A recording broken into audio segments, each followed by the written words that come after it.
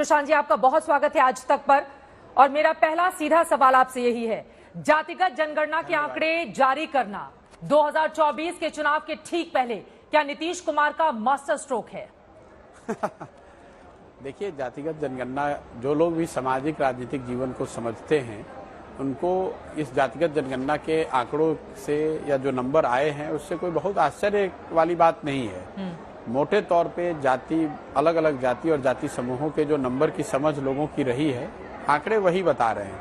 कुछ आंकड़ों के वैधानिक और उनके साइंटिफिक होने पर बहस हो सकती है और वो बहस लंबी चलने वाली है। इसलिए चलने वाली है कि ये जातिगत जनगणना नहीं है। पहले तो आपको मैं ये करेक्ट करूंगा, ये जातिगत जनगणना नहीं है। जनगणना जो है वो तो केंद्र सरकार का मामला, ये एक सर्वे है जी।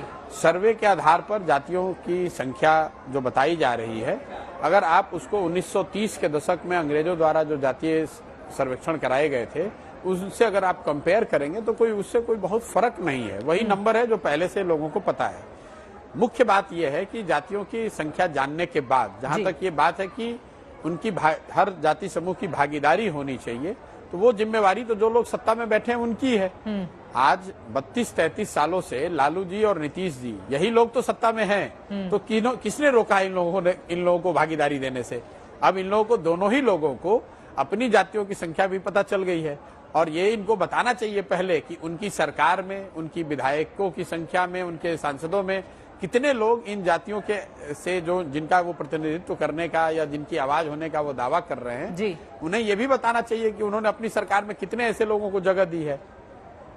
ठीक है, लेकिन माना जा रहा है कि बिहार की राजनीति से ये मंडल कमंडल पार्ट 2 की शुरुआत हो गई है। 63% ओबीसी की जो आबादी है वो बढ़ गई है। कुछ असर नहीं होगा। मैं जी चित्रा जी, मैं आपको बता देता हूं, कोई असर नहीं होगा। चुनावों की जो थोड़ी बहुत समझ मुझे भी है, लाइए मैं लिख कर दे देता हूं आपके चैनल पे।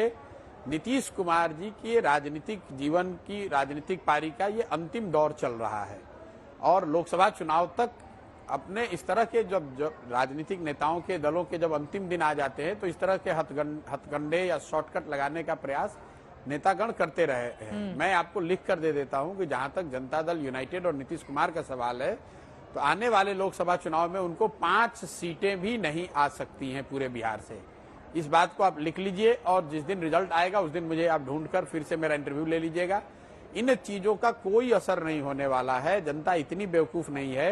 किसने, आप ये बताइए कि 32 साल से लालू और नीतीश ही बिहार में हैं। आप ये सर्वे आज 32 साल के बाद अगर इतना बड़ा क्रांतिकारी डिसीजन ये है, इतना बड़ा क्रांतिकारी फैसला है, तो किसने रोका था नीतीश कुमार को या लालू यादव को ये पहले करने से? 1990 से लेकर अभी तक बिहार में तो लालू और नीतीश की ही सरकार है, कोई तीसरा आदमी तो आया नहीं है। तो किसने रोका था कि इन लोगों की आप जनगणना करा लो या इसकी सर्वे कर लो? दूसरी बात कि अगर मैं इन समाज से अगर मैं आता हूं तो मेरी तो इन लोगों से शिकायत होगी कि अगर आज पूरा बिहार बेरोजगार है, आज अगर पूरे बिहार के बच्चे अनपढ़ हैं, अगर आज पूरे बिहार के लोग पलायन के लिए मजबूर हैं, तो उसमें इन्हीं जातियों के लोग तो ज्यादा सफर कर रहे हैं, यही लोग तो ज्यादा परेशान हैं। और ये तो इनके 32 साल के राज के बावजूद है। आप आरजेडी से जरा पूछिए, लालू यादव की पार्टी से, कि भाई ये बता दो कि कितने दलित और कितने अति पिछड़ों को तुमने मंत्री बनाया है। नीतीश जी बता दें, पूरी महागठबंधन सरकार में कितने लोग हैं ये बता दें कि भाई कौन सा महत्वपूर्ण मंत्रालय है जो इन वर्गों को दिया गया है। ठीक है, आप निशाना साध रहे हैं, कह रहे हैं नीतीश कुमार की पार्टी को 5 सीटें भी आना मुश्किल हो जाएगा। तेजस्वी यादव की ओर से तो आप देश भर में ये जातिगत जनगणना या सर्वे जो भी कह लें आप अपने शब्दों में, इसको कराने की मांग की गई है। और उधर नीतीश कुमार की पार्टी जेडीयू पिछड़ों के मसीहा के रूप में नीतीश कुमार को पेश कर रही है। 2024 में क्या नीतीश कुमार विपक्षी इंडिया में मोदी के मुकाबले सबसे बड़े चेहरे के तौर पर अपनी दावेदारी पेश करेंगे इसके साथ, जैसा कि जेडीयू के नेताओं के बयान से नजर आ रहा है प्रशांत जी? लेकिन आप कह रहे हैं वो 5 सीटें भी नहीं जीतेंगे। भैया मैं कह नहीं रहा हूं, आप इसको बिल्कुल लिख के ले ले मेरे से।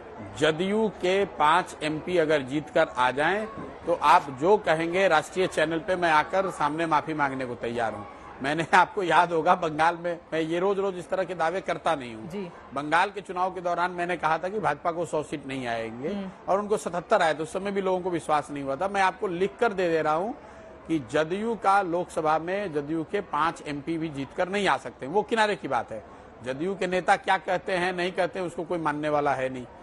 जहां तक बिहार का सवाल है, बिहार में कोई आदमी नीतीश कुमार को मानने को तैयार नहीं है। इनके 42 विधायक हैं और ये अब अंतिम चुनाव अपना लोकसभा में ये लड़ेंगे और उसके बाद इनके पार्टी का कोई अस्तित्व बचना नहीं है। अब अंतिम प्रयास के तौर पर एक बार फिर से उसी काठ की हांडी को ये चढ़ाने की कोशिश कर रहे हैं। मेरा सीधा सवाल ये है कि अगर ये इतना बड़ा क्रांतिकारी कदम है जिससे कि गरीबों, पिछड़े और वंचितों की स्थिति बदल सकती है, तो इसको करने में आपने 32 साल क्यों लगा दिए? 1990 से 2023 तक। अगर आप कह रहे थे कि पहले केंद्र की सरकार आपकी मदद नहीं कर रही थी, इस बार भी केंद्र की सरकार ने आपकी मदद नहीं करी है। तो ये जो सर्वे है, और ये मेरा शब्द नहीं है कि ये मैं कह रहा हूं जनगणना को सर्वे, आप इस बात को, आपके दर्शकों को भी ये समझना चाहिए कि ये सर्वे है। जनगणना जो है वो केंद्र सरकार का मामला है और बिहार सरकार भी इसको सर्वे ही कह रही है, जिसका कोई वैधानिक या साइंटिफिक आधार नहीं है। नई बात, अगर आप ध्यान से इस सर्वे को देखेंगे तो एक चीज मेरे लिए नई जो थोड़ा देखने से लगी वो ये है कि जो ईबीसी वर्ग है, जो अति पिछड़ा समाज है, उसका फ्रेगमेंटेशन जितना लोग पहले बताते थे उससे ज्यादा है। जो 35% अति पिछड़ा समाज है उसमें कोई भी ऐसी जाति नहीं है जिसकी 3% भी आबादी हो।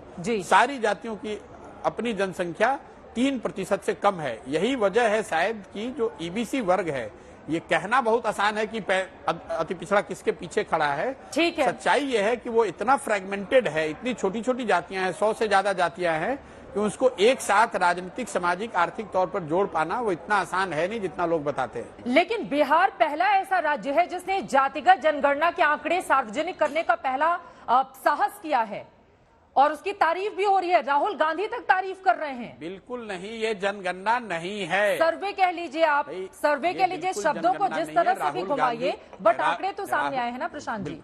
तो भाई राहुल गांधी की सरकार थी जिसने जनगणना, देश भर में जातीय जनगणना हुई है, ये आप भ्रम मत पालिए। पिछला जो जनगणना हुआ है वो जातिगत आधार पे ही हुआ है। उसके आंकड़े यूपीए की सरकार ने जारी नहीं किए और अभी एनडीए की सरकार जारी नहीं कर रही है। ये ऐसा नहीं है कि देश में पहला बार इसको किया जा रहा है। आप दर्शकों को जो सही बात है वो बताइए। राहुल गांधी जी को ये बताना चाहिए कि साहब आपकी सरकार थी, आपने देश भर में जनगणना कराई थी। अभी तो आप कह रहे हैं कि होनी चाहिए, कराएंगे। पहले जो आपने जनगणना कराई थी उसको क्यों नहीं उसके आंकड़े जारी किए, ये बता दो भाई। पहले राहुल गांधी की ओर से जो ट्वीट किया गया है मैं वो पढ़ देती हूँ। वो लिख रहे हैं, बिहार की जातिगत जनगणना से पता चला है कि वहां ओबीसी, एससी, एसटी 84% हैं। केंद्र सरकार के 90 सचिवों में सिर्फ 3 ओबीसी हैं, जो भारत का मात्र 5% बजट संभालते हैं। आगे वो लिखते हैं, इसीलिए भारत के जातिगत आंकड़े जानना जरूरी है। जितनी आबादी उतना हक, ये हमारा प्रण है। और वो दावा भी कर रहे हैं कि 24 में अगर आती है सरकार तो फिर जातिगत जनगणना कराई जाएगी देश भर में। पहली बात तो राहुल गांधी को ये बात आज पता चली है कि बिहार में अनारक्षित वर्ग के लोग 85% हैं। यही शायद कारण है कि बिहार में कांग्रेस की ये दुर्दशा है।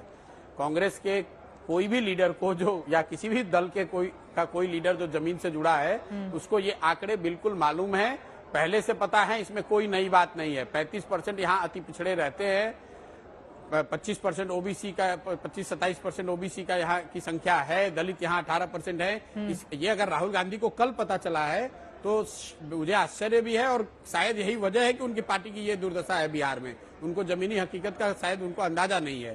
दूसरी बात, अगर उन्होंने ट्वीट में ये कहा है कि मैं कराऊंगा, तो मैं आपके माध्यम से उनसे आग्रह करूंगा कि साहब आपकी सरकार थी और आपने जनगणना कराए थे, वही आप जारी कर दीजिए। आगे जब होगा तब तो, अब कब सरकार में आप आएंगे नहीं आएंगे वो तो बात की बात है। पहले जब आप सरकार में थे, जातिगत जनगणना कराई गई थी पूरे देश में, उस समय आपने क्यों नहीं जारी किया, पहले ये बता दो। और राहुल गांधी आज जगेंगे, उससे कोई कुछ बदल थोड़ी जाएगा भाई। आज राहुल गांधी जाकर धान के खेत में रोपनी अगर देखने लगेंगे, इसका मतलब ये थोड़ी कि धान की रोपनी आज से हो रही है। वो जो देश, वो राहुल गांधी के लिए नई बात हो सकती है कि वो धान की खेती कैसे होती है, रोपनी कैसे होती है, ये देखने गए हैं कैमरा लगा के। देश का बहुतायत लोग जानते हैं कि धान की खेती कैसे होती है। तो राहुल गांधी को अगर आज ये पता चला है कि 85% अति पिछड़े दलित समाज के लोग रहते हैं, तो ये राहुल गांधी को अपनी जानकारी बेहतर करने का समय होगा। चलिए, बहुत शुक्रिया प्रशांत किशोर जी आज तक से जुड़ने के लिए और इस महत्वपूर्ण विषय पर चर्चा करने के लिए।